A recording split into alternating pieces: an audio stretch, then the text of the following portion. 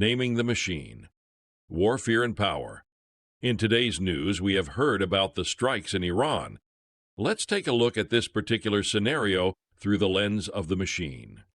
Whenever a major international conflict suddenly dominates the headlines, the emotional pattern feels familiar. There is urgency. There's fear. There's moral certainty. And there is usually a clear story to tell. A threat, and someone protecting you from that threat. Different countries, different leaders, different decades, but the same emotional architecture. Welcome to Naming the Machine, a series from the grounded ones. Find us on all social media and join us on School for deeper insights and classroom content. Now let's start with the narrative engine. Every large-scale conflict that reaches public attention passes through a narrative filter. Not because everything is fake, let's be clear about that, but because human brains need stories to process danger. So the structure becomes threat, hero, protection. This pattern activates ancient survival wiring. If there is danger, we look for safety. If there is uncertainty, we look for leadership. If there is conflict, we look for sides. Your nervous system wants resolution. The narrative provides it, and once the story locks in, most people stop asking deeper questions. Let's take a closer look at that security lever. External threats change internal psychology. They always have. When humans perceive danger from outside the tribe, they become more willing to accept authority inside the tribe. History shows this over and over. From war to unity, threat to compliance, fear to trust in leadership. Not because people are weak, because people are wired for survival. Governments don't create that wiring, they operate within it. But the effect is the same. The population becomes easier to mobilize. That's the nudging, herding, and fencing that you feel in your gut.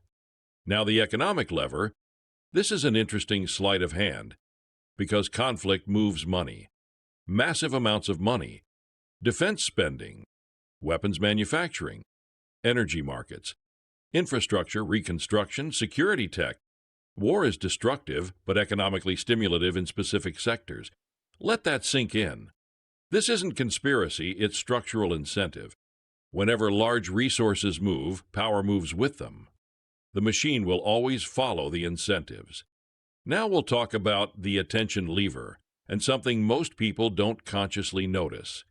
When international conflict dominates the headlines, other problems fade from public attention. Domestic scandals, economic pressures, institutional failures, policy debates. Attention is finite. Humans can only focus on so much. So when fear spikes, attention narrows. The machine runs on attention allocation. So whomever controls the focus influences the perception of reality. And this is where the fear lever comes in. In neuroscience, fear literally changes how you think. When threat signals activate, the amygdala increases activity. Stress hormones rise, threat detection sharpens. But something else happens too. Complex reasoning drops, nuance becomes harder. Black and white thinking increases. This is not political, it's biological. Under threat, the brain prefers certainty over complexity. That's why polarization increases during crisis. And the global chessboard doesn't operate on morality alone. They operate on interests. Security buffers, resources, trade routes, strategic influence, deterrence. Russia, China, the USA, Iran, Europe. Every state actor calculates risks versus advantages. This isn't personal, it's geopolitical physics. Understanding incentives removes confusion. Now we arrive at the most important part, the sovereignty question. Because naming the machine isn't about deciding who is right. It's about recognizing what is happening to your perception while events unfold. The real question is, can you remain psychologically sovereign while narratives intensify? Can you observe without immediate emotional capture? Can you hold complexity while others demand certainty? That is advanced awareness, and it's rare. The machine is not one government, not one party, not one ideology. The machine is the interaction between human psychology, power structures, economic incentives, media amplification, fear responses, and attention control. It's systemic, which means it operates across nations, across time, across cultures. Once you see it, you start recognizing the pattern everywhere. Conflict in the world can be real, threats can be real, suffering can be real. But perception is still shaped. Narratives still guide emotion. Incentives still drive decisions. And your nervous system is still being pulled into reaction. Naming the machine does not mean disengaging from reality. It means engaging with clearer eyes. Because sovereignty doesn't start in governments, it starts in perception. If you are beginning to see these patterns, you're not alone. Like, follow, and share to support the grounded ones and keep this work in your feed.